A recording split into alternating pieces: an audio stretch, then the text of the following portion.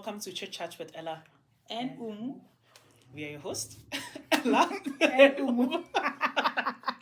and today we are going to be talking about being okay, not completely knowing yourself.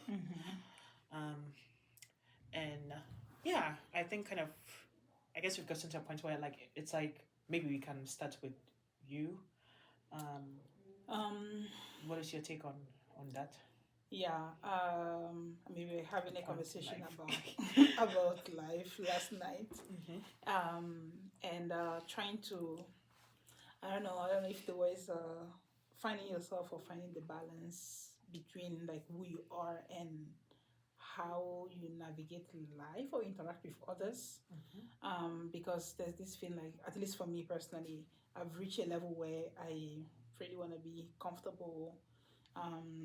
But at the same time, it's like, yes, I think I know who I am, Yeah. but how that goes hand in hand with society or my relationships, I'm still trying to figure it out. And it's okay. It's a journey. And actually also sometimes I feel like I know myself, and sometimes like, do I really? And it keeps changing. It's like who I am keeps changing, keeps evolving. Yes. And that's just like, I don't like it because it's like, as I was telling you, I like to have control, like know what's coming. Yeah. And then not knowing how who I am today is gonna change tomorrow. It's really frustrating for me. What about you?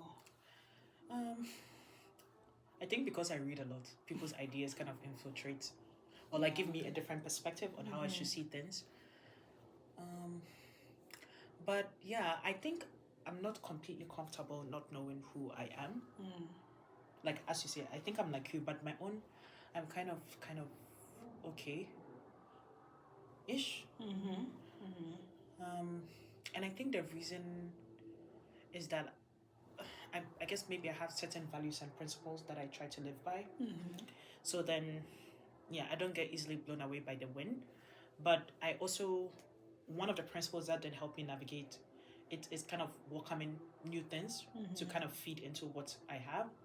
And also, I think maybe I've grappled with this maybe a few years ago, where like I'm like, I thought like when I'm older, I'll be so, I don't know, different, but Yeah. I'm different yet still similar. And coming to like learning how to come to terms with that. And also we talked yesterday about how like it's okay to have two opposing perspectives or two opposing entities or two Yes. opposing thoughts kind of existing, and that it's okay for those to exist because that is also possible. Yeah. Where like you know yourself and you don't completely know yourself. Yeah. Because every day like something new comes and, Exactly. and it informs you, but also you have like past experiences in history that kind of makes you feel like, if this thing happens to me in the future, I know where I stand. Or I know, like, for example, the principles that guide me, and I think those are informed by like past experiences as to, like, for example, do unto others as you want others to do unto you. I try my best to live by that. Yeah. So then in like it's but then that is informed by like past experiences and also things that have been taught. Yeah, that kind. But yeah, I don't feel okay. but but I am kind of like intellectual, whatever, like in the head. It's okay. Yeah, like okay, I think I know, but then as I'm saying, is my chest, that thing is like, yeah.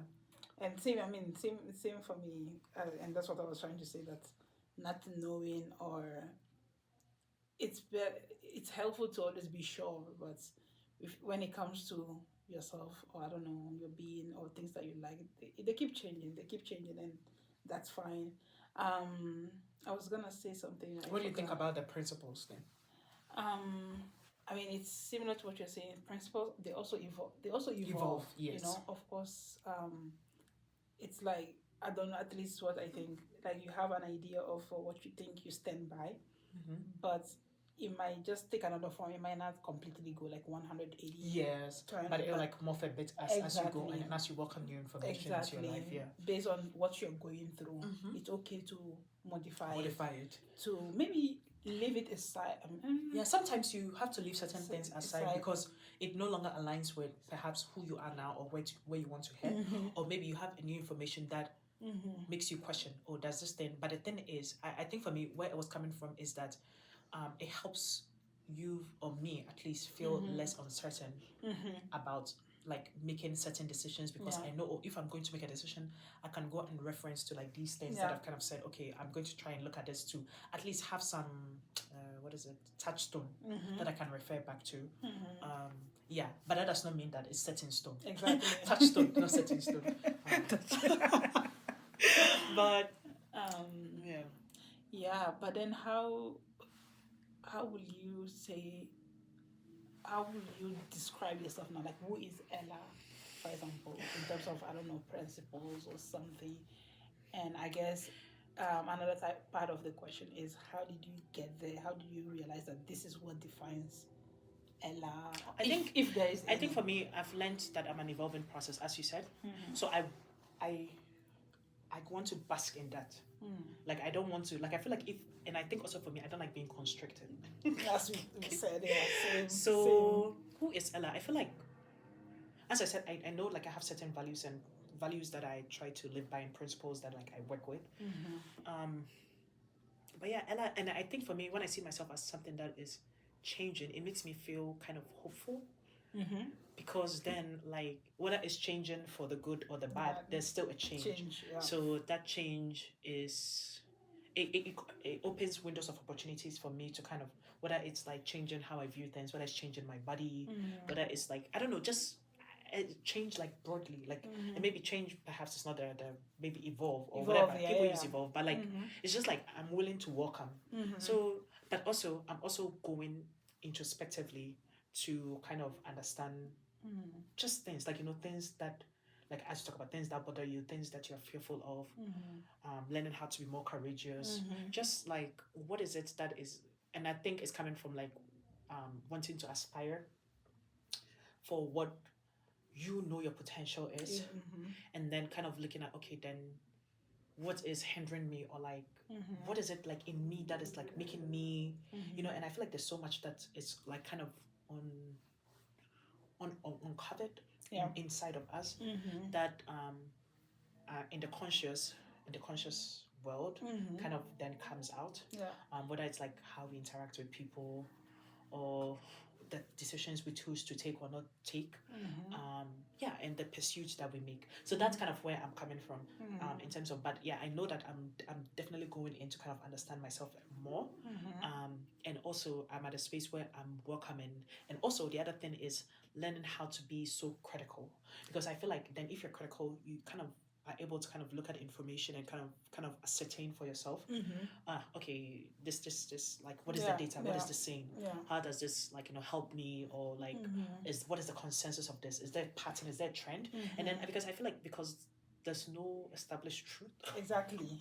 and I think that's what makes it so if once you're able to and I shouldn't even say that so concretely. Absolutely, there's no certain stuff. I don't know. I'm just joking. But anyway, continue. But still, there is no absolute truth. I guess there isn't. Yeah. Because what you think might be true is not necessarily. It's not somebody's truth. It's your truth, and just because it's true doesn't mean that everybody must live by it, or that it applies to everybody. Yeah. Yes, and that's such a brilliant thing. Like. Yeah. If only the word can be like that. And that's what I was saying last time on my Instagram. I was like, also this thing about believing. Just because I don't believe in something doesn't mean that it's not true. And just because you believe in something doesn't also mean that it's true. So as we say, things existing. So it's the same. If that's the case, then how do we, like? It's like almost like, I think that's where but that's some where things it that becomes, are factual, for example. Yes, I guess. But look, even in math, like when we're doing after calculus, we're doing, you can debate how 1 + 1 might not be 2, for example. Like, you can, everything is possible. But right now we are all living by 1 plus 1 is 2. But and then the world is, so that the world can move like physics. Let's not get, because I feel like it could be like, oh, the truth is what the majority agrees on, I guess. What if the majority are under some spell or something? Exactly. But then that's the truth at the moment, because people believe we're all walking in one direction. One person turns and walks the other way. It's like, because at some point when the whole world believed that the world was flat or something, everybody believed it until somebody came, or some people came, and then it's no, it's round, and then. Now we all believe it's round until somebody else comes. You say it's like rectangular. We all gonna because it's too much. But yeah, so I mean, I asked you that question, but for example, for me, who am I?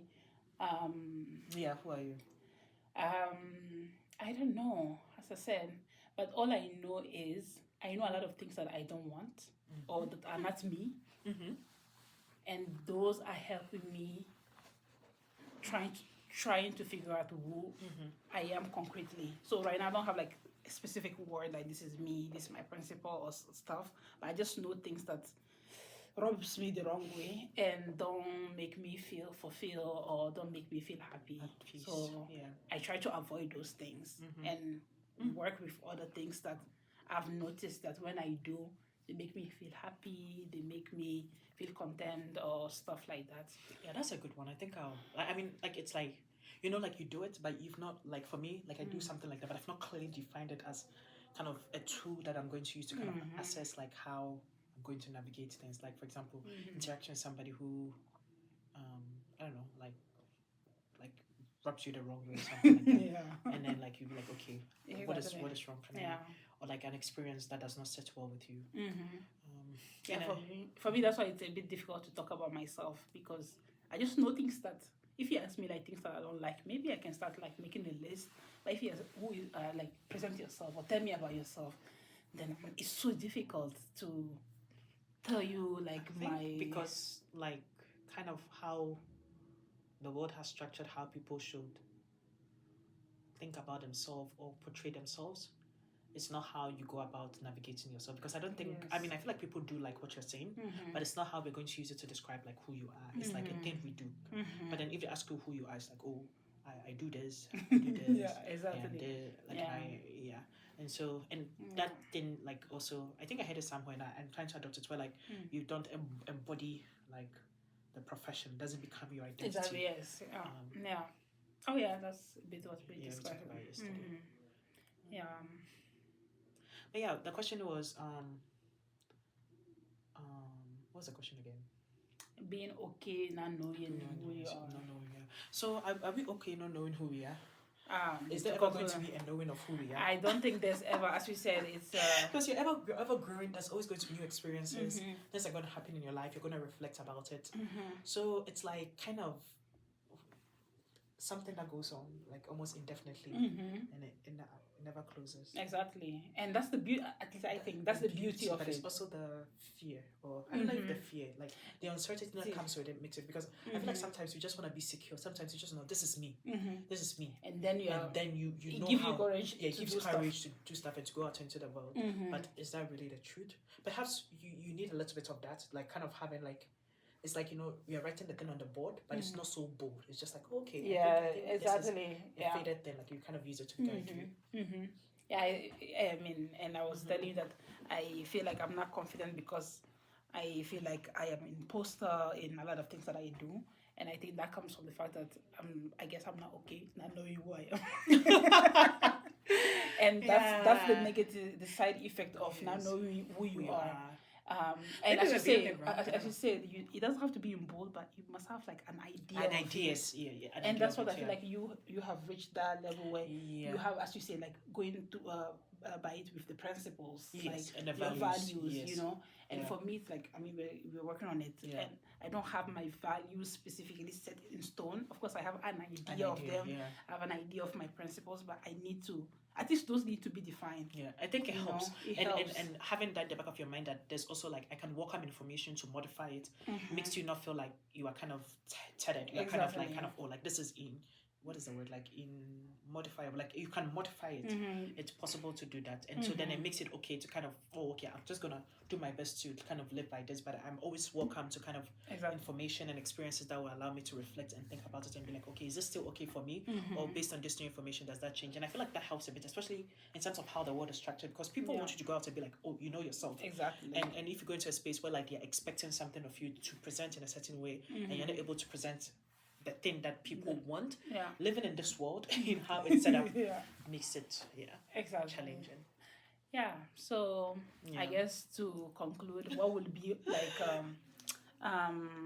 your advice, or I mean, we have already said setting up values and principles, but like how can people go about figuring out their principles or I their think values? it's what you talk about. Like I feel like what you talk about, like if something sits wrong with you, like for example, you interact with somebody and you know that interaction it didn't sit well with you, whether it was you who was doing it or the person that was doing it. Like it's something to note. And that's something I keep on harping, like kind of having a space where you can actually reflect.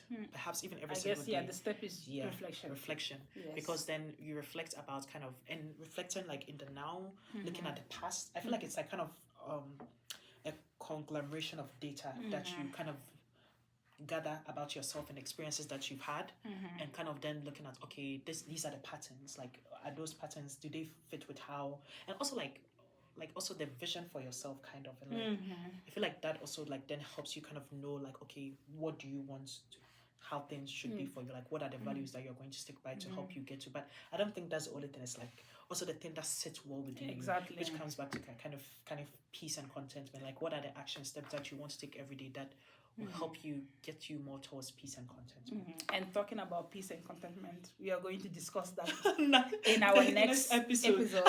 So stay tuned. Make sure you subscribe and listen, share, and if you have any questions or comments, you can drop them. Thank you. Bye.